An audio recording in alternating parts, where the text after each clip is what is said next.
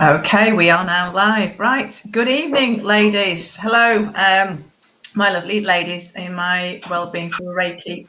I've got my title. I'm tongue-tied already. Hello, basically. I know who you are. You know who I am. So, yeah, please put a little wave or say hello if you are watching and let us know who you are. So, this evening, we are talking about healing. So I've been chatting about this every morning in my daily lives. And this evening, we've got my lovely friend, Steph Wilson, who has come along to join in with the discussion.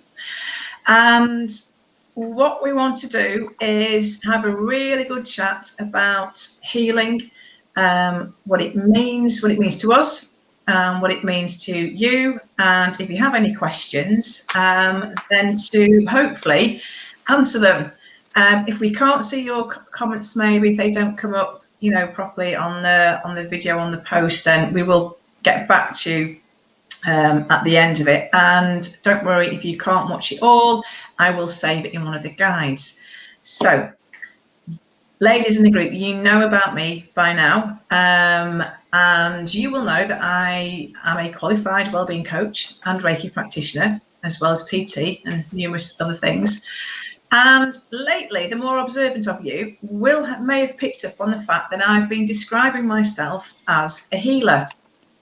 And for me, this is quite a significant change, because I'm taking that step to really affirm positively what I am, who I am, and how I want to actually use this skill, if you like, in my life to help others. So in taking that step from just saying, well, I'm a Reiki practitioner as a job title, almost, to saying, no, I am a healer. I am a writer as well, we know, but I am a healer. That is what I do, what I am. And then that's really prompted me to think, well, what exactly is a healer? How many different variations of healing are there? What does healing mean to other people? So this is something I wanted to really, really share and get folk talking about. So for me, some of you probably will know, I started on this journey 2 years ago. I could no longer do the sports massage therapy. I was looking into alternative routes for myself, for my own healing, and also from a job point of view. And this is where I met Steph. So Steph and I both went on the same wellbeing coaching course and had the most fabulous time a week away. It was a wonderful hotel just outside Wetherby. And I think it's fair to say, Steph, I think that we made up an instant connection on the course. Quite a few things in common, aside from the fact that obviously we both wanted to move into the wellbeing line of work. And we both discovered that we were linked, if you like, through this idea, this notion of healing. So I'm going to just pass you over to Steph now and let Steph introduce herself and a little bit about her background, and then we're going to throw the topic open to what does healing mean. So Steph, over to you. Okay, well, for those of you who don't know me, I'm an energy healer or spiritual energy healer, depending which title and who I'm talking to, because as we'll no doubt get into in a little bit, sometimes titles and labels can make a huge difference. I'm also a coach, like Dawn, and I run wellbeing workshops, development workshops for people, not just the wellbeing side, but also like spiritual development workshops as well, meditation stuff. From a healing point of view, I think this is the big debate, isn't it, Dawn? We were having a brief chat before we went live today. The way I developed or went down the path of becoming a healer, I entered into it through my own kind of health issues, and that's where I first started or became aware of healing. The energy healing that I do is not faith healing, so you don't need to believe a specific thing to experience the energy transfer. Years ago, because I started off with my own health issues, I actually went to someone and that was a faith healer, because I was quite blessed in that I was in a family and my mum's very open-minded, and it was like, anything that will help, we'll try. And so the faith healing didn't work for me. But again, I think that's because you have to be of the same mindset as the person doing it. But no, energy healing, all you need is very similar to Reiki, isn't it, Dawn? It's just where all you need is an open mind, and that's it. It's actually, that is a hugely important point, is that. You see, from my perspective, when we are sort of becoming Reiki practitioners, the concept is that the person themselves having the Reiki doesn't even need to believe it's going to work. Yeah. Because I believe it's going to work. It will work.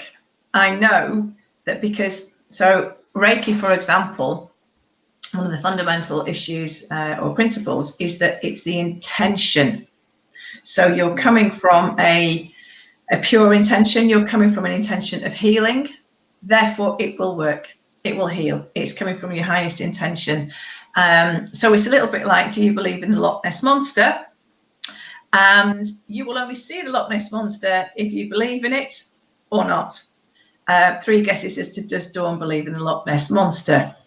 Oh gosh, she does.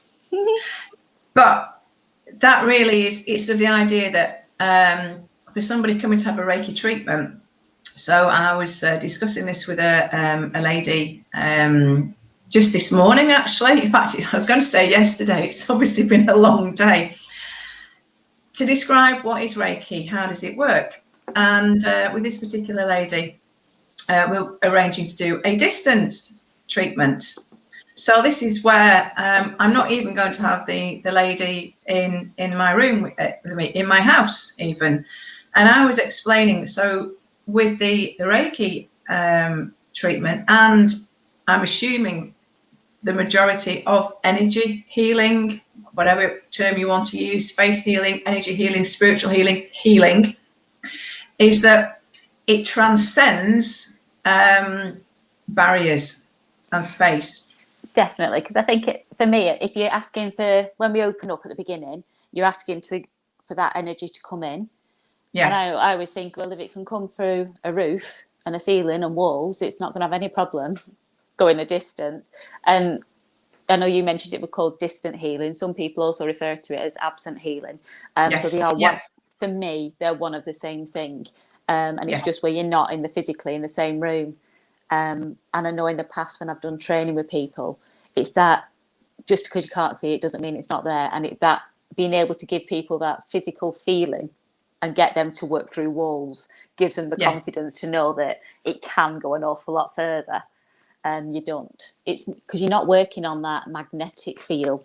So do you know, like if you and I think some people start to confuse that a little bit. Or they try and rub their hands and get the static energy coming up, and it's like, that's not what you're working with. You're working on something energy. Way bigger. It's not static energy at all. No. And we were just saying stuff, weren't we, before we went live. And by the way, I'm really not sure if anybody is writing comments and we're not replying. That's because I can't see any comments. So if that is the case, that something's gone wrong with my production here, which, well, it might. My apologies. So we were talking before, weren't we, at the beginning, before we came live, that a way to describe that is the fact that what we're doing now, you know, the magic of the internet and Wi-Fi. So I'm having this discussion with you and I can see you, but you're miles away from me. And the energy that the internet is creating is allowing us to do that. And that really is the same principle with healing. It's all about energy and flowing and it moving from one source to another. And it's really quite that simple. But I also wanted to throw open the idea of what does healing mean to you, Steph? What forms of healing can you open it up to? So for me this week, for example, I've been talking in the group about healing can come in so many different forms. Healing can come in allowing yourself time to go and sit quietly. Healing can come in talking to somebody or having somebody listen to you. So yeah, what are your thoughts on, aside from the energy healing that you and I both work with, what are the thoughts do you have on what is healing?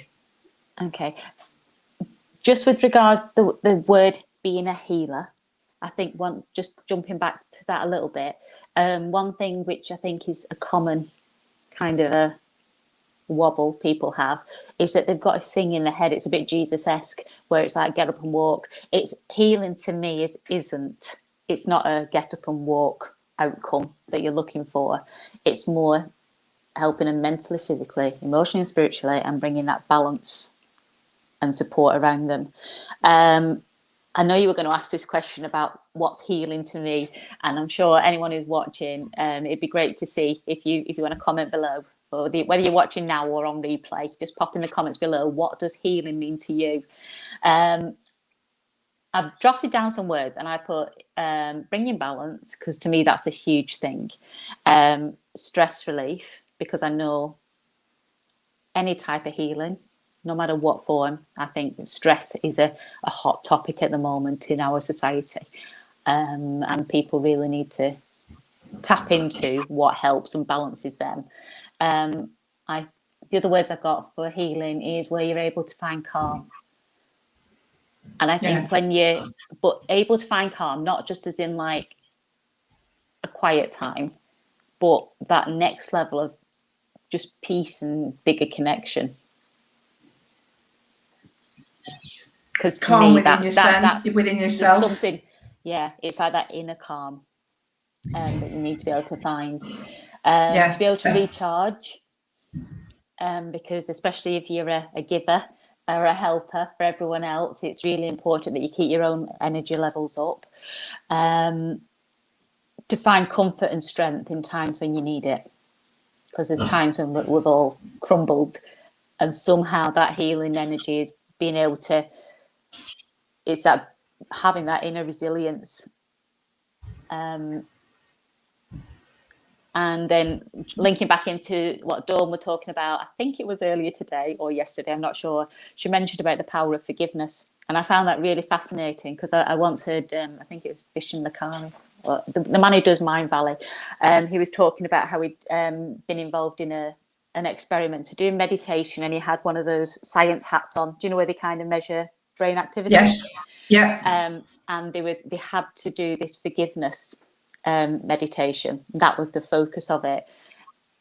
And they said out of all of them, when they truly got to the point where they forgave truly, and they weren't just saying, yeah, I forgive you, which is what I believe it all started off with, a lot of them kind of doing. It's not just a word, it was that true kind of release. They said the actual vibration and activity totally shifted. And so I think when you was talking, Dawn, you mentioned about how it literally felt like a weight had lifted. And I think it is a weight that lifted, because it was your physical vibration that had actually let go of baggage. And the big frustration with forgiveness, or needing to forgive someone, I think, is that the only person you're harming and anchoring onto all the damage and stuff is yourself. The other person, exactly. The other person, half the time, is totally oblivious to it. And so from a self-healing point of view, or self-benefiting point of view, I think that forgiveness topic for me really kind of, I thought, pretty poignant, that one. Massive.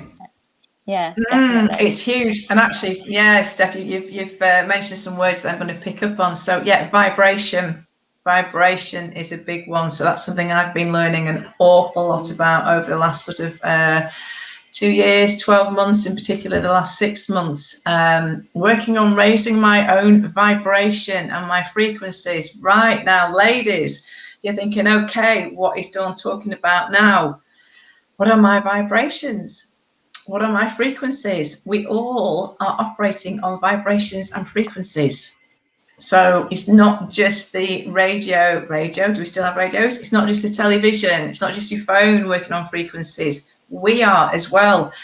And so working within that from a healing point of view, from a sciencey point of view, there is a concept that the lower our mood, the lower our sense of self, the lower our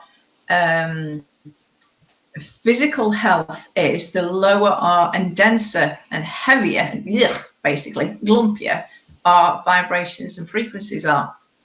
And then when we work on clearing that out, forgiveness being one of them massive, big things there, unblockages. I was talking to somebody again today, one of my Reiki clients, another distance one, about unblocking and forgiving actually part of the body that you're angry with, believe it or not, is when we slowly start to make these changes within ourselves, within our thought processes, and not just our thoughts though, it's our emotions. And when they genuinely come from the heart, and they are genuine is the key word there. So Steph, you mentioned about you don't just write, oh, I forgive you. You don't just, it's not, literally, it's not lip service. No, it's not like a, it has sorry. to. Oh, sorry. You've got to mean I it. forgive you. Yeah. You've got to mean it. It's I'm going to use the word energy.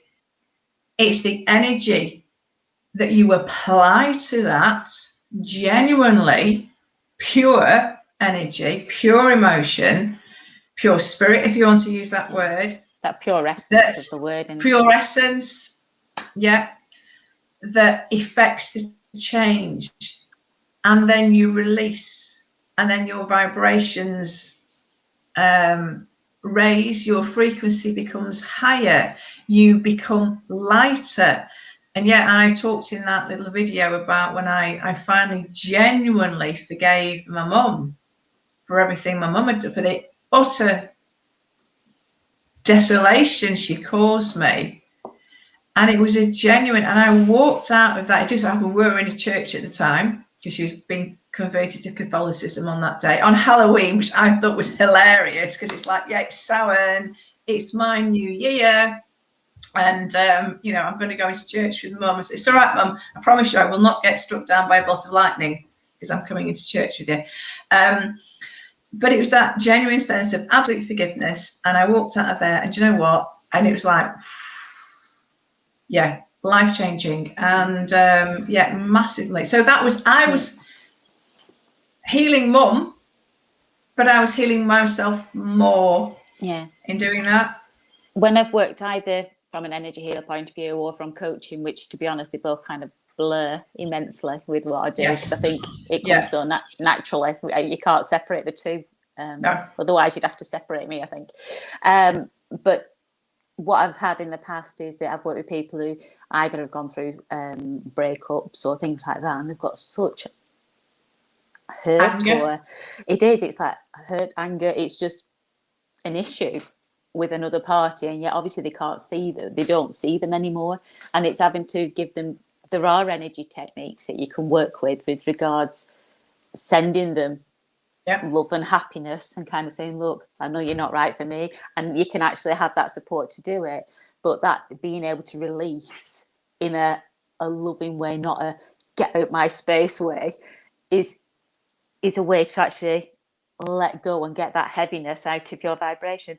But you were talking before about that kind of weighting kind of difference with regards to how you're feeling, and I think as a human race, we're all aware of it, because you'll say like you're on cloud 9, or I'm absolutely buzzing, or I loving this vibe, and we are energy in every sense of the word. And then you'll like flip to a bad day, and it'll feel like you've got the weight on your shoulders, you're feeling really heavy, or I can't be bothered moving, and it's that weight that you're carrying with you. And I think the more you recognize that, you actually there are opportunities, which I know we're going to briefly start, kind of skip round a few things, where you can choose to make that switch. One of the biggest things we've all got going for us is that we've got a choice. No matter what it is, we have a choice. If we choose to do nothing, that's the choice you've made. And I think so many people, but I can't do anything. It's like, well, you have a choice. It's recognising that decisions can be made as well, isn't it? Hugely, yeah. So how would you pick yourself up normally, Dawn? If you needed a pickup, what would you do? How do you lift your vibration? Many ones over the years. They have changed. So legal ones. Actually, no, I've never touched the dodgy stuff. Well, how do I pick myself up? Okay, all right. I'm going to give you a complete random example here. So you all know that I've lost Belle recently, and that's been a big thing for me. I'm still going and doing my daily walks, and without her, which is really hard. And so is that there is that sadness, and that potentially, given everything else that's going on in my life at the moment, and given I have a history, I was diagnosed with recurrent depressive disorder a number of years ago by a psychiatrist. I was prescribed Valium at the age of 9. I had my teenage years. I've done every antidepressant going. Haven't taken antidepressants for years now, nor will I ever again. And I honestly can say, do you know what? I really do think, I've beaten the depression, because I have healed myself on multiple layers. And you've made the very, very pertinent point there about choice. I began to choose to change my thought processes and recognize those danger moments. And it comes down to being honest with yourself in some ways, and however brutal that is, to say, I'm on the cliff's edge here, I'm ready to jump, or not. And recognizing that is a danger point, I think, okay, no, I'm choosing not to do that. I'm choosing to step back. And I choose, well, it's that Train Spotting film years ago, choose life. You choose, simply, it is that. It can be hard to get to that point, and it's not an easy sentence to say. So no. I don't want people to think that we're being flippant in saying that. Oh no, because we're both totally on the same wavelength for this. I think it's once you have been able to do that slight adjustment, or you've got the support to get you to that point. Yeah, it's then building your toolbox to work with it, isn't it? Totally, it is. It's coming back from that place where you have been desperate and you have been broken, to realise that there are little things you're putting in place. So you asked me the question, what are my healing tools at the moment? Well, I mean, there's been so many in the past, but currently, what I did the other week, this week, skipping down the road. I don't mean with a skipping rope, but just as an example of lifting my vibrations, lifting that joy. Okay, joy is a word that is good for healing, because you can look for joy. You can choose to find joy. I'm walking down the A6. It's 6:30 in the morning. It's bitterly cold. I have no dog to walk. Why the heck am I getting out of bed and going braving the cold, windy day to go and just walk without my dog? And because basically that was a choice. That's choice number one. Get out of bed, Dawn. If you do not get out of bed today, that's a slippery slope. Shoo, back to depression. Recognize that. Choice. Get out of bed. Walk. Choice. Well, let's get out of bed is choice number one. Walk. Choice number two. So walking down the A6, and so my little voice started tuning into me, and I put this in my little live video on the day. The Bananarama song. It ain't what you do, it's the way that you do it. So I'm starting to walk along, and I've got the song in my head, so my walk starts to get bouncier. And in the video, in the song years ago, they used to have this sideways skip. And I'm walking past Broughton High School thinking, I feel like skipping. I'm 53 and I feel like skipping down the road. Yeah, I did. And I spent the next 5 to 10 minutes going down the A6, skipping this way, and then I turned around that way and I skipped that way, and I'm singing. I'm thinking, do you know what? That healed me. That healed me that morning from being sad over Belle, put a smile on my face, maybe made a few motorists smile. If it did, that might have helped heal them. That's, maybe somebody in the car saw me, bright pink coat, mad woman, skipping down the A6. Maybe that put a smile on their face and thought, okay, yeah, there's somebody there doing that. So that was what I was doing to help heal myself. When you keep saying about the A6, am I right in thinking that's got like trees and stuff around it? It's not just like a flat. Yes. Yeah. Yeah. Nature, I think, is another huge kind of grounder, calmer, balancer, and a fantastic thinking space. Definitely. And I think where's some, I know it's stereotypical this, where some women might go for like a Reiki treatment or or a massage or something like that.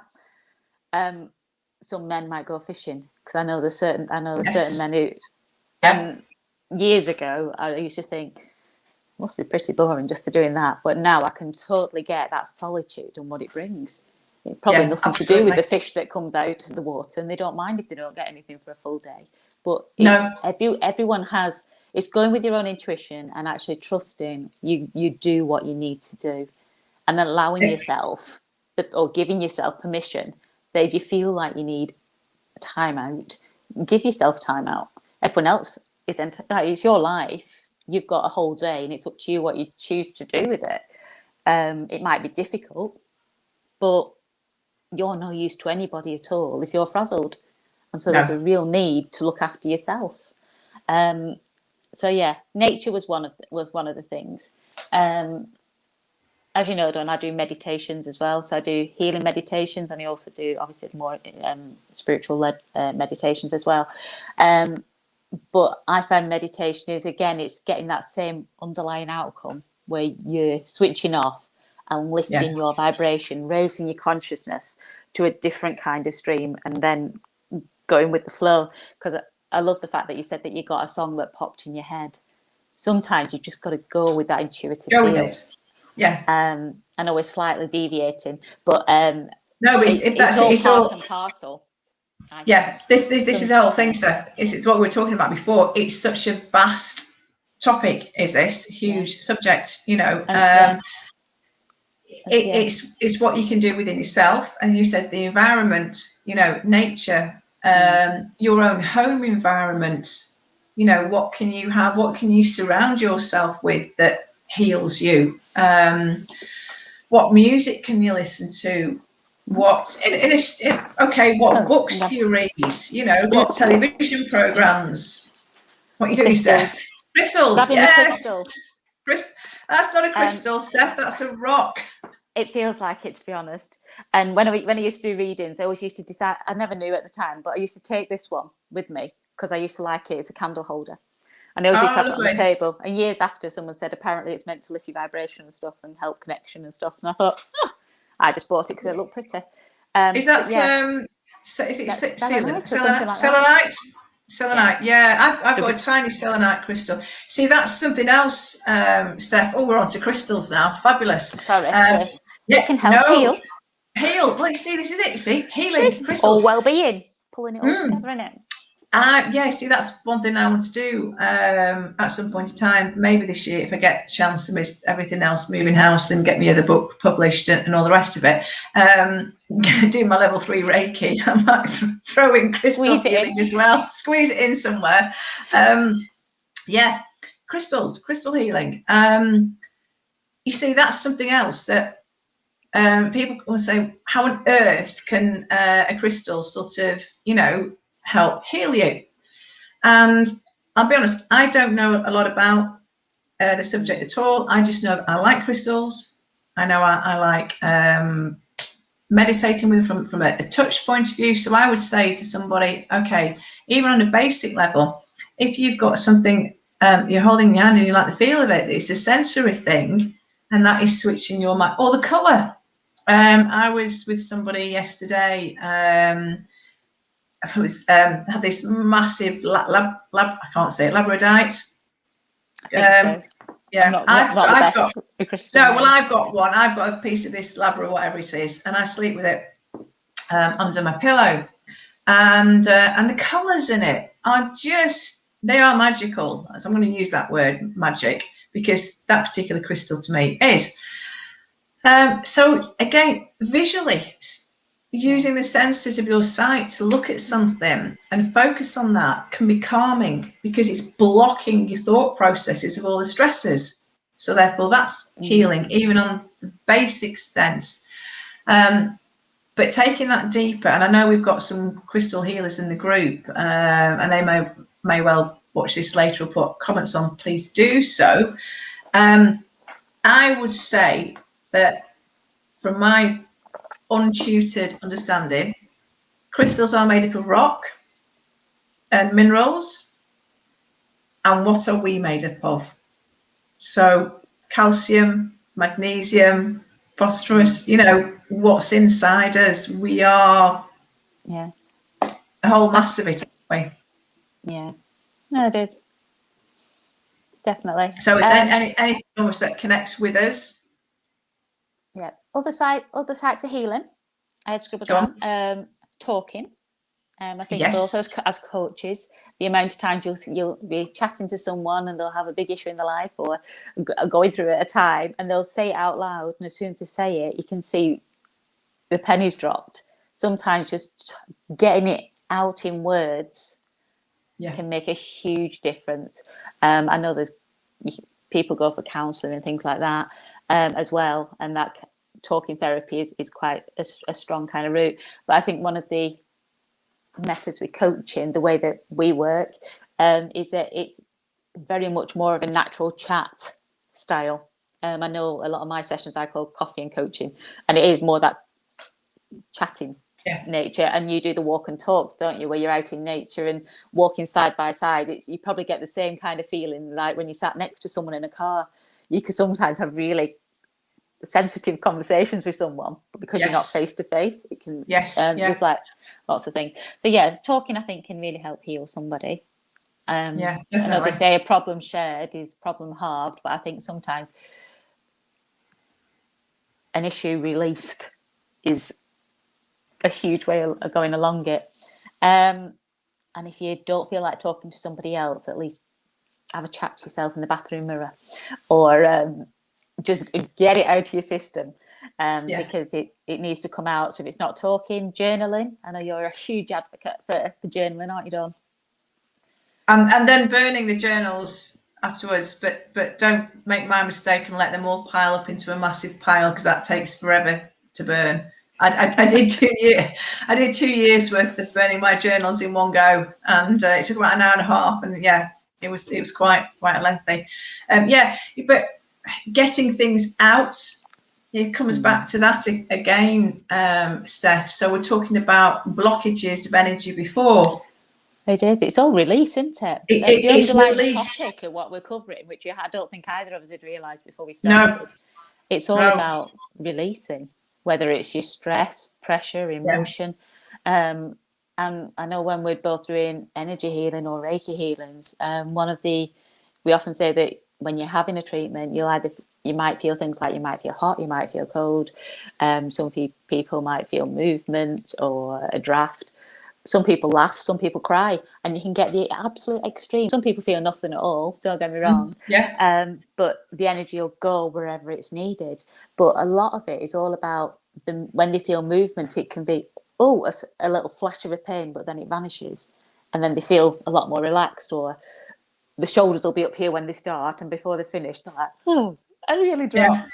It's all about release. Letting go.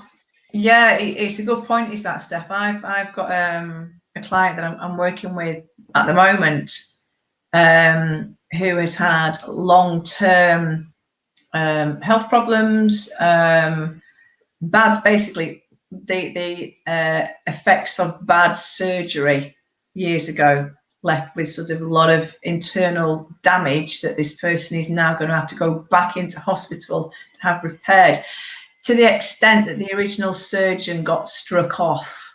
It was sort of one of those cases, a number of, a damaged, internally damaged body. And so I'm working with this person. Again, we talked about transcending barriers. And I'm focusing the healing on, this is where, again, actually an interesting point with the Reiki, which, Steph, you can come in with this, whether you experience this with your line of healing, is that kind of you can sort of like I say go through time, you can actually focus your intention on removing and clearing blockages and scars, if you like, say from the past. So you're sort of, it's quantum physics. Now, I am not a physicist, but go and kind of look it up. But there is some kind of law of quantum physics of time and space and sort of all, you know, it sort of passing through, what have you. But working on this particular person, you talked about reactions there, Steph, really intense. So literally, I'm not touching this person, you know, maybe like a light touch. There is real strong physical jerks, reactions, which looks, I have to say, quite uncomfortable. And I will stop and ask. As a healer, the first time you see that, it is like a bit of an oh shit moment. But then after you've done it a few times, you kind of think, actually, it's nothing, it's just normal. And I think that's something that people need to be comfortable with if they do come, that the reactions we see, is like, I've been doing it now for like 15, 20 years, done healing. You've been doing it for a good few years already, Dawn. And you've had healing yourself before, you've been for treatments yourself before that. It's not unusual. And it's amazing, like sometimes people come back and they'll kind of like at the end of it and they'll say, oh, I felt this or I had that. It's good for you to share that with whoever's working on you, because it's interesting for them to know, or they might actually be able to support you and say, well, actually, when you did that, I was working around here. Because we're not doctors, we're not medically trained, but the energy will go where it's needed for you. And sometimes you end up being pushed really far away from whoever you're working, and other times you'll be like hands-on, but all that has meaning. And so if you did want to find something out afterwards, then always ask whoever's been working on you, and they'll be able to say, well, at that time I was doing this, or they'll be able to tell you how they were feeling, because sometimes people don't, and they go away, and that always frustrates me, because you think you can't just get them up off the bed and send them out of the door. That's the talking and discussion side is a huge part. Or they'll say, when I was doing that, you know what, such and such body popped in my head. I haven't thought about them for years. Or they'll say, I went to such and such place, or I went on holiday. And it might be just, do you know, all these like little things are needed because they're part of that healing experience. Again, it comes back to that word, isn't it? Release, of just and letting things just sort of bubble up to the surface and then go away. And when they've gone away, your vibrations are lighter. It is letting things go. So it's that sort of kind of recurring thing. But it's a really, really good point, that, Steph. So for anybody who is watching this and thinking about going for a healing session, you know, whether that is with myself or with Steph or with anybody else, you know,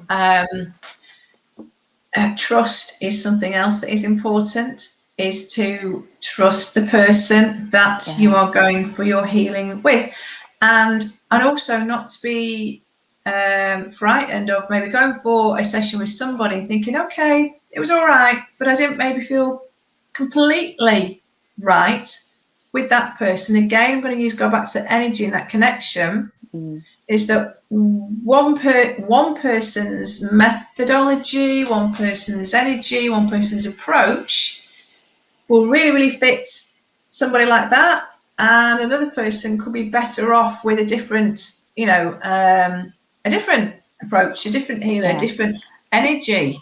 And the person who you go to makes a huge difference. Some people you'll click with. It's like anything else in life. It's like, I'm sure we've all had hairdressers in our time, and I'm not going back to them, but it just doesn't feel right, or they feel too intrusive, kind of thing. But it's just the same with healers. But energy is really important, because you're actually working so closely. You're not just talking to someone like that. You're actually blending with them during the session. And so, definitely that's a huge point, Dawn. You need to resonate with the person who you're going to. And also, no two healings will ever be the same. I'm sure it's the same with you, Dawn, but if I'm working on someone, when I normally call on the highest and the best, or you don't need to believe in anything I believe in, your guides, your helpers, and anyone else who's needed. I ask them to come forward. But obviously, in addition to that, it's anyone else who you need to be working with you. And you'll feel, it's unusual not to feel. Whilst there are some people who don't feel anything, it's unusual not to feel. There is normally a warmth of energy that comes round. And when you're finished, you actually feel a difference in energy afterwards. But it's whatever you need on that day. So what you need this week might be totally different than where you are and what you need in life next week. And it's having that.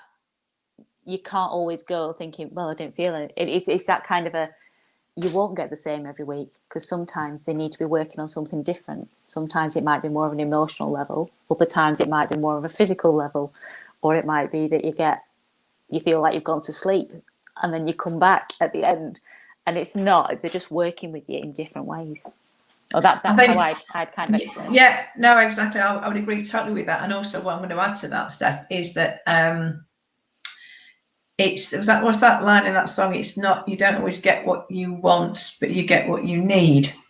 So you might come into a Reiki session, a healing session, with a preconceived idea of, I'm feeling stressed, or I've got a bit of a shoulder ache, or whatever it is, and I want that fixing. But that's not necessarily what will happen, because the energy within you that we're working with as healers is bigger. It's more knowing. Can I use that word? It's more knowing than you or I, and it will fix. Was just what you've just said there, Steph. What needs fixing, rather than what you think. And maybe here's something else I'm going to throw into the discussion now. Maybe we need to think about the word control and our perception of always being in control of ourselves, and that whilst we are always fighting to keep control of ourselves, that is blocking the ability of, because if you think about it, control is almost the opposite of being able to release and let go. One is containment, perhaps. The other is, what do you think with that one, Steph? Control, where does that fit in? Does it fit in? I'd say control from a healing point of view, from a practitioner point of view, doing working on other people, starting off with. Yes, some people come and they want and are verbally open-minded, but they can be, it's almost like you feel like you've got a barrier that you're working with, which doesn't matter, but it's just that you work slightly differently, because the energy will go in and help them, but it feels like they're almost pushing. And so when you're bringing in the energy, it can feel like they're going, nope. And it's like this kind of energetic level that you have. So like I said, you just work differently. So yeah, barriers and control. And that is the kind of I need to stay safe. And it links in a little bit, dropping back slightly to when you said you need to be comfortable and trust the person working with you. Definitely. Because if you don't trust them, you won't let them near you. And you won't be willing to relax enough to experience the fine-tuning feelings and sensations or experiences that are just waiting out there for you. And I've got a question for you. Yeah, I'm going to ask you a question now, Steph, from one select practitioner to another. So do you find, because this is something I used to find, particularly with my massage clients, that when you build up a working relationship with a client, that the level of the session, the level of the treatment, the efficiency almost of the treatment improves, that it builds, there's an accumulative effect, perhaps because those barriers of trust are breaking down. So there's a more receptive feel from the person.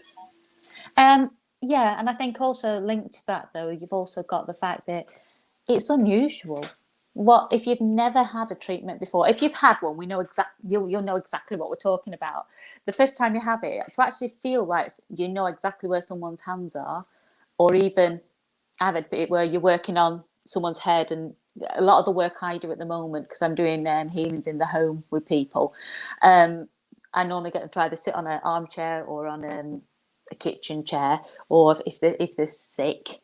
And there's a need for them to be in bed, then obviously I'll work on a bed with them. But what it's I've lost my train of thought. Then go on, just drop me back. Where was I, Dawn? We were talking about the accumulative effect. Yeah, can't say the word. It's that feeling when you're working around them.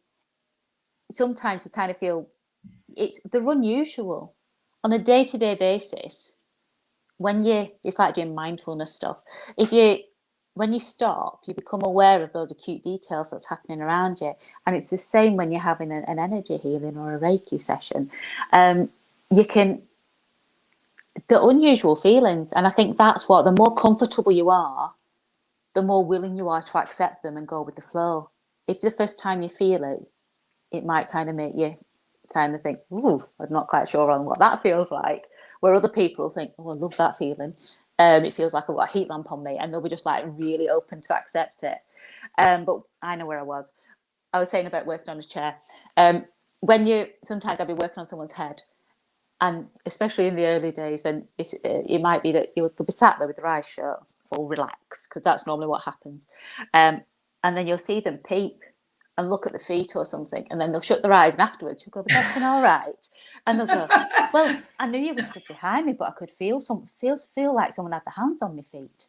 And I was like, "Oh, that's okay," because obviously I'm asking people to come forward if you don't experience, and that's what's meant to happen. But no, it's quite fascinating or they'll get a strange feeling. It's like this little peep, as though they're not meant to, but they do.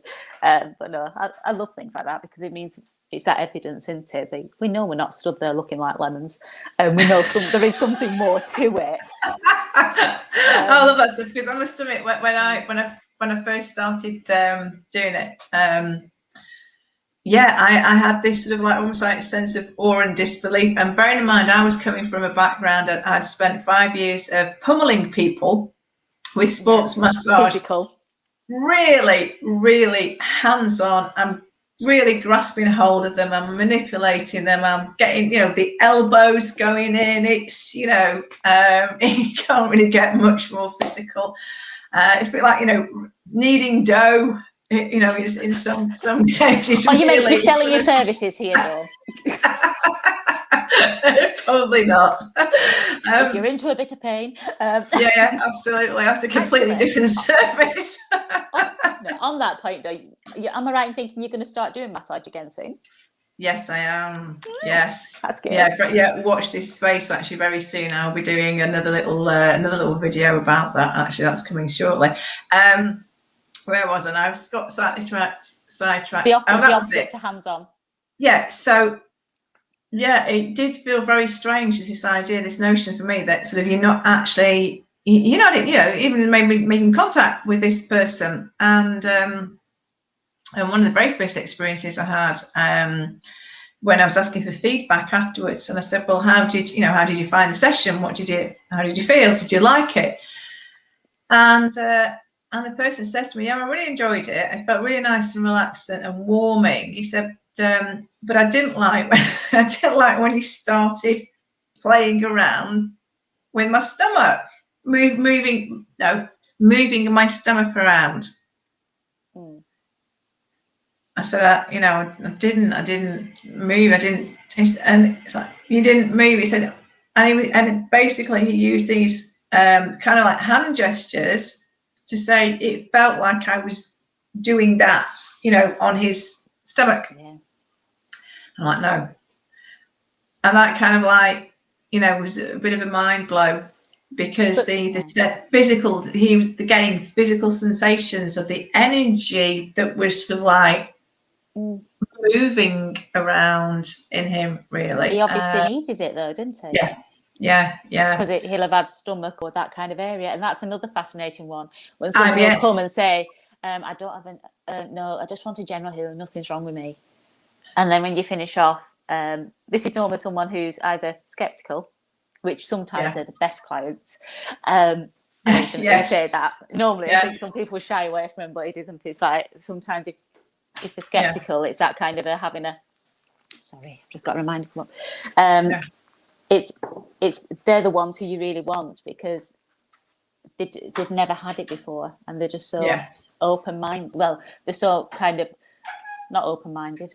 No, it's the opposite, isn't it, Steph? Took off guard. Yes. Took off guard when they actually feel something, or something happens, and it's like, oh, it's that kind of. It makes them question what they first thought. So, well, I'm going to ask you now, Steph. Then, so we'll kind of probably get to an end soon. But because one of the I know I've enjoyed it. It's great. There's so much more we could go into with this. So, what you were just saying there made me think that for me, this question I'm going to ask you. One of the best parts of being a healer, doing what I do, is when the treatment has finished and we're in that little discussion time, post the treatment time, because obviously, again, if you've not had before, usually, I'm sure we're both working in a similar way, Steph, there's a chat beforehand, you go through, obviously, initially, there's a thorough consultation before a first treatment, and then also repeated ones. You do a recap of how they've been, since the previous session. Has anything changed, that you need to know about? And then the session itself, and then afterwards it's right, okay, let them sort of kind of come around from it, and then what did they feel? What did you feel? And it's you then might give them tips because say you and I were both coaches as well, so usually there's a little bit of advice that sort of is thrown in with that to move them forward. But one of the greatest satisfactions for me is just simply seeing them like. And the difference in somebody after a healing session, softening is the word that springs to my mind. That's a good word. They can come in and you can see, because again, we've both had years of experience. For those few minutes out, it's like they've been cocooned, and that's And that to me is great. I love that. I used to love that, say, from my massage clients or any of my clients, really. Is they come into your workspace or what have you, and you have that initial talk with them, and you can feel the tenseness around them. You can see it in how they're sitting. You can see it in their face. You can hear it in how they're talking, and you know that at the end of that hour, they're going to be feeling better. Comes back to the original point you were talking about, healing. What is healing? Healing, and you made the very, very valid point that we're not fixing, we're not curing, there's no, sort of complete resolution, but it's making healing is complementary. And I think if it's done as a complementary therapy, it can make a huge difference. And I can't remember who I was listening to the other day, and they said something about practice what you preach, and straight away in my head it got flipped, and it's like, no, you preach what you practice. And I thought, actually, to be fair, that's what I do. But it was this kind of you said before about that intuitive thing that pops in your head. I thought, no, you should be. If you kind of live by example, and that's what you should be doing. And I think definitely it's that kind of looking at things, and it worked. That was the way that worked for me. So doing it as a complementary therapy alongside medical support and healthy eating and all these other kind of peripheral different modalities. As a combination, it enables me to live the life I live. It helps me with pain levels, it helps me with stress levels. And I'd say from a healing point of view, they're the two main things it significantly helps me with. Energy healing really does make a difference on those two levels for me. Okay, so I'm going to say, just sum up then, Steph, two questions for you. Okay. What is so the first one is, and I think you've probably possibly already answered it, but what gives you the greatest satisfaction about doing it? I'd probably say when someone gets that first experience, or they get a new experience, be it being able to initially feel the energy, or when they start shifting up, which is something which I tend to get certain types of people coming towards that developmental level, and without realising it, they'll kind of go from a normal kind of healing, and then they start working on different levels whilst I'm doing the healing. And it's that kind of, when you get that initial kind of you say, oh, so what did you see? What did you feel? And they'll kind of go, and goes, no, go on, tell me. And I've had some amazing things they've said, and it's like, yeah, that's okay, that's normal. And I'm like, really? People do that? And it's like, yeah, that's normal. But having that, being able to share those first times with people, I find that's such a mind-blowing privilege. Yeah, I love it. Actually, that's a good word, privilege. I like that. And so, yeah, just to finish then, Steph. So at the beginning, I was talking about how I've kind of evolved. I'm going to use your word because your business name is Steph Wilson Evolve, and I think that's great because we hopefully all do evolve and continue to evolve. It's healthy to do that, rather than stagnating and staying what we are. So I am feeling, for me, I have evolved from saying, yeah, I'm a wellbeing coach, practitioner, blah blah blah blah blah. When somebody asks me what I do, I'm a writer and I'm a healer. Is that for you now? Is that something that you do you separate what you do from a job title, or is it something now that you do see that is what you are? Does that make sense in the question? Yeah, I think labels are a huge question mark. It depends who I'm talking to what I say. I must say I still have some trepidation with regards to explaining or stating that I am a spiritual healer, which I am. That's what I am.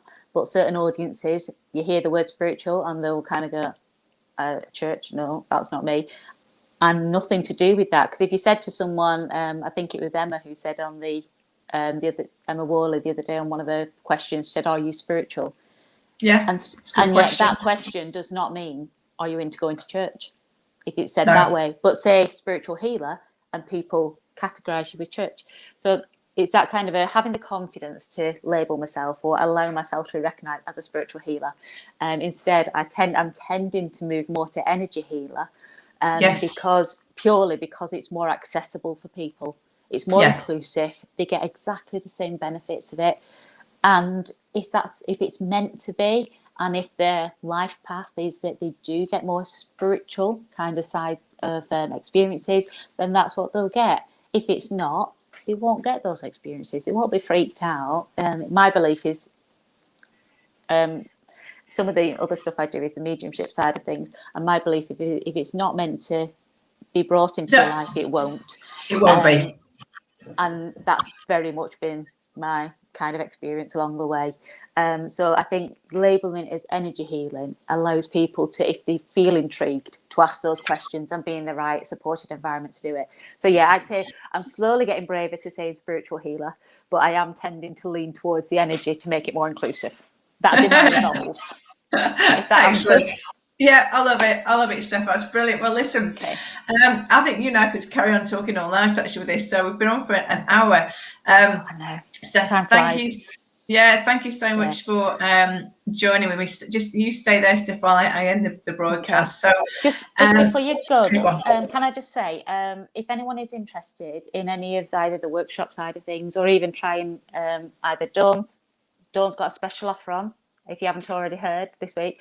But if you're interested in trying the spiritual energy healing that I do, feel free to pop over to my page. It's Steph Wilson Evolve. If you like it, every so often I do chats and things like this. So do feel free to have a look and click like and you'll be kept updated.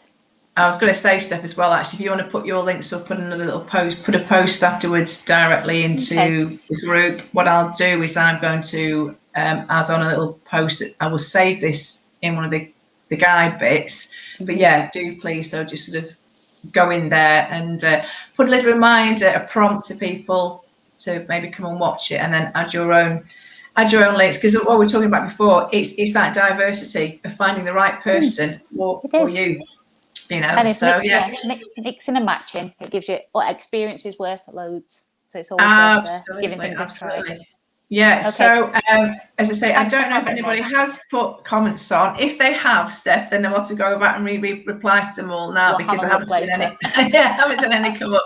So yeah, so thank you very much, ladies in the group, and do please get in touch and let us know what you think. So I'm going to say goodbye now, and thank you, Steph, for joining me. And yeah, goodbye and good night, and let's all be healed in a nice way. Yeah.